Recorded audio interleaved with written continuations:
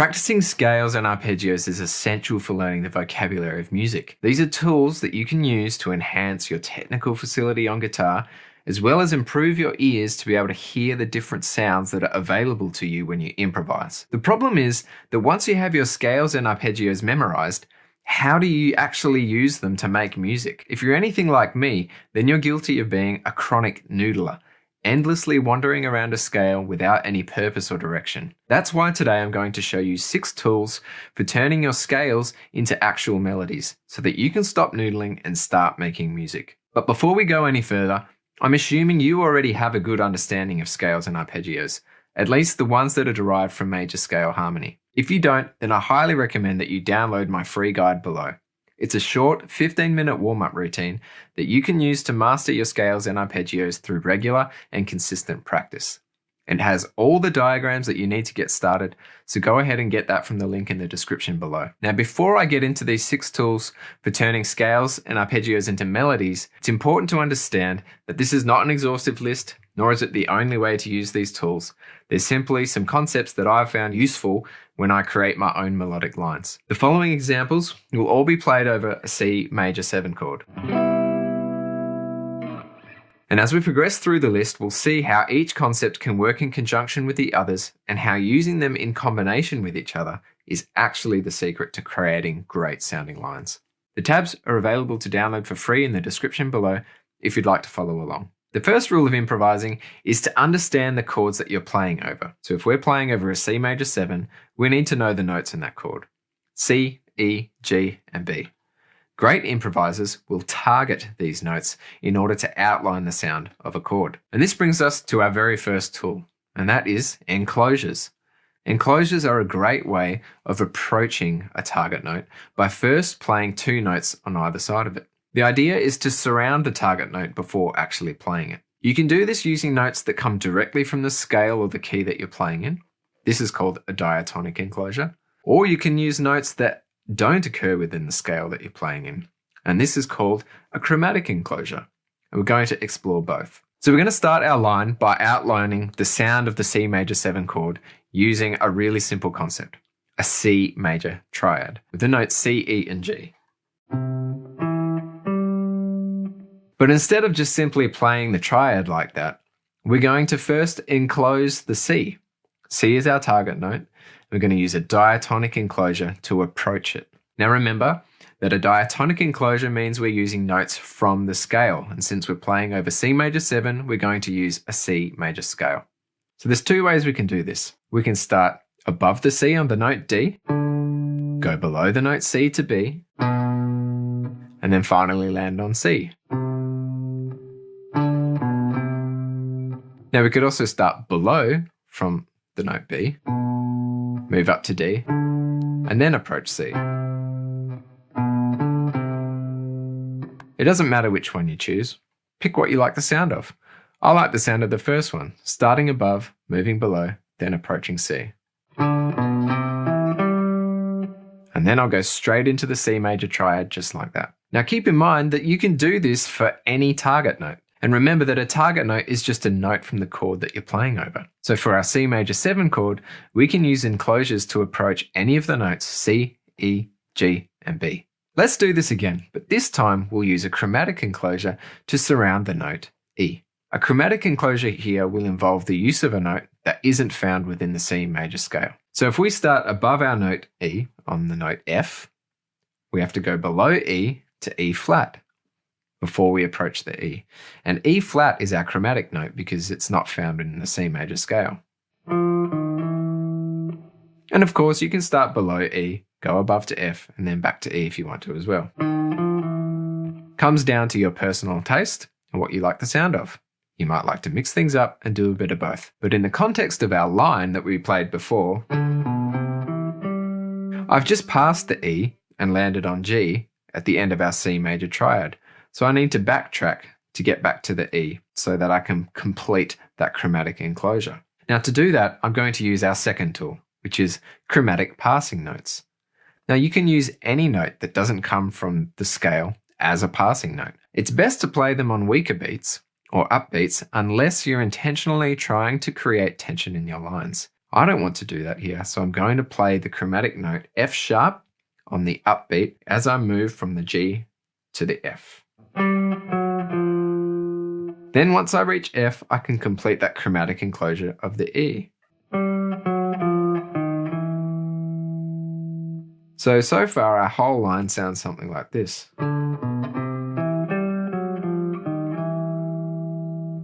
Alright, and to finish this line, let's just use an E minor triad followed immediately by a G major triad.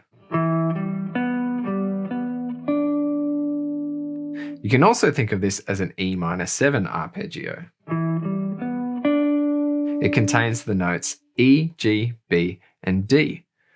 And the first three notes, E, G, and B, are all found in the C major 7 chord. And this is great because it means we're outlining the sound of that chord. But then we're ending on that D note.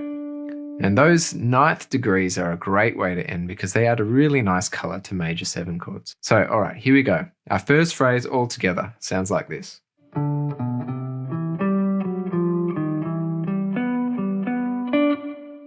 The beauty of this line is that at its core, it's only 3 basic triads: C, E minor, and G. But by using enclosures and chromatic passing notes to connect these triads together, we've immediately created a jazzier sounding line. Suddenly, it doesn't just feel like we're playing triads and arpeggios over and over. And this brings me to the third tool: combine different concepts to create musical phrases. The ability to combine different concepts into a single flowing line is what makes them sound really musical. The first part of our phrase was created by combining an enclosure with a triad. Then we used a chromatic passing note to connect the second part of our phrase, which was another enclosure and triad combination. And throughout the entire line, we were able to connect 3 different triads together. Of course, there are many combinations to explore and infinite ways to combine them.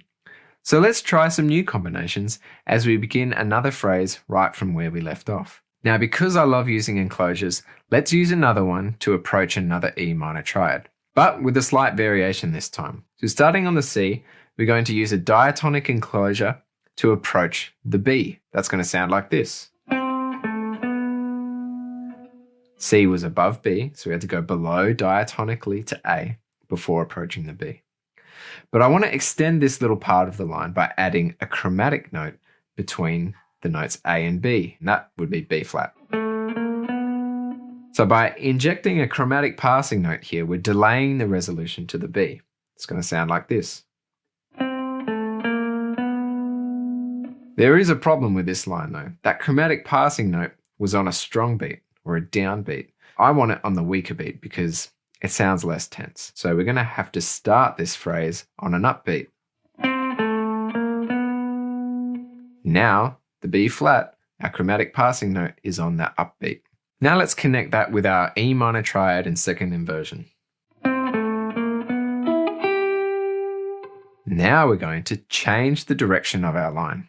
And this is tip number 4. So we're going to use a short scale run to descend back to the note C where we started this phrase. Of course, we'll do this using the C major scale. Now, connecting an ascending triad with a descending scale run is a great way to change the direction of your line and give it a really jazzy sound. Music always has forward motion, but it rises and falls, ebbs and flows, just like a journey. And this means that your lines need to have shape. They need to ascend and descend, change direction, go up and down, so that you can take the listener on a musical journey with you. Now, another important element of music is repetition, and that's tip number 5. The greatest composers and improvisers use repetition to develop themes in their music. This is achieved by using short motifs that constantly reappear throughout a musical piece or improvisation. Listeners hear these as repeated patterns, and so when the pattern changes slightly or there's a subtle variation to the theme, then this can be a great way to surprise the listener or create a different mood in your music. So let's end this second line in the same way that we ended the first, with the notes B and D. And that's all your motif needs to be. It can be as simple as 2 notes. But I'm going to make this one a little bit more complicated by adding another enclosure at the start of it. So we're going to approach the B like this. All right, so our entire second phrase sounds like this. So the concepts we've combined here in this second phrase include a diatonic enclosure and a chromatic passing note, then an ascending triad and a descending scale run, and then another diatonic enclosure and our short repeated motif. Next, let's try a different scale. We're going to use the C major pentatonic scale. We'll also add a little bit of rhythmic variation. Now I'm going to descend down a C major triad. And then we're going to play the exact same enclosure and motif as before. And we've just created another line.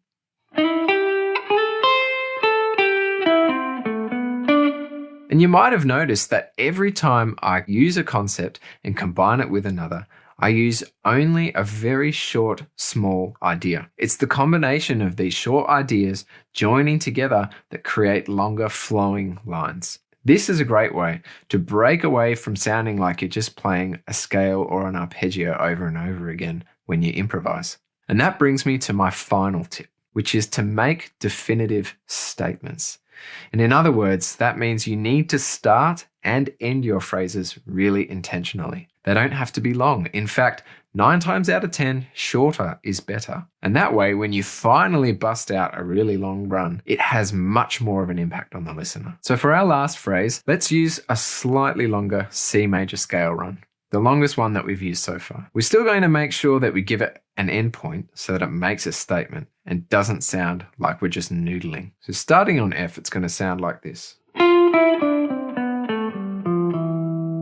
And then we're also going to add a little variation on our motif to finish. Now the notes are different, but the rhythm is the same. And it's going to add a sense of finality to our line. Now the C major scale run starts on F, which is normally an avoid note on a C major 7 chord. But I've intentionally included it, and here's why. Notice that we're emphasizing the notes F, D, B, and G on the stronger beats of this line.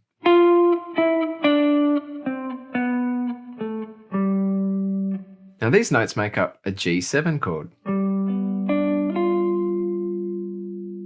So what we're doing is superimposing the sound of this G7 chord on top of our C major 7 chord. And this is creating tension in our line that only resolves once we reach the E.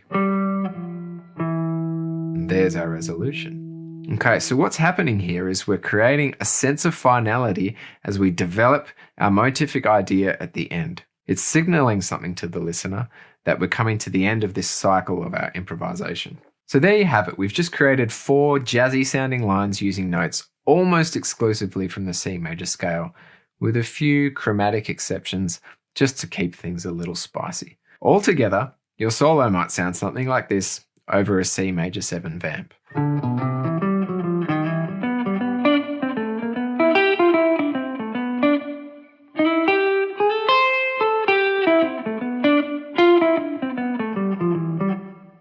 Now, I know that's a lot of information to try and absorb, but if there is just one thing that you take away from this video, I would want it to be this. It's that longer musical phrases are formed by creatively connecting shorter concepts or ideas together. If you get stuck playing one arpeggio or one scale for too long, that's when your solo will start to sound more like a warm-up exercise rather than actual music. But hey, if you're still feeling a little lost, then watch this video next, where I discuss the differences between scales and arpeggios and explain really simply why they're so important for making music. If you're really serious about getting good at guitar, these are essential tools that you need to have under your fingers. So go ahead, watch this video next to learn more.